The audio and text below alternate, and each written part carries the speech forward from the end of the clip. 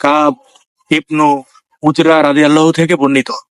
তিনি বলেন, রাসূল সাল্লাল্লাহু আলাইহি ওয়াসাল্লাম বের হয়ে আমাদের সামনে আসলেন। আমরা সংখ্যায় ছিলাম 9 জন।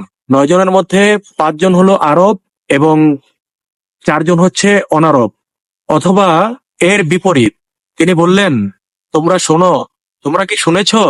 খুব শীঘ্রই আমার পরে এমন কিছু সংখ্যক শাসক আবির্ভূত হবে, যে লোক তাদের সংস্পর্শে গিয়ে তাদের মিথ্যাচারকে সমর্থন করবে এবং তাদেরকে অত্যাচারে সহায়তা দান করবে।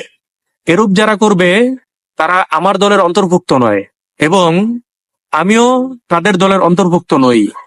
আর সে ব্যক্তিরা হাউজে কাউসারে আমার সামনে আসতে পারবে না।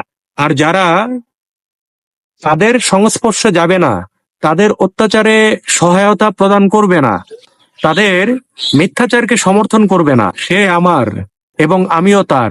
সে হাউজে কাউসারে আমার সাক্ষাৎ লাভ করবে। তিরমিজি, হাদিস নাম্বার 2259।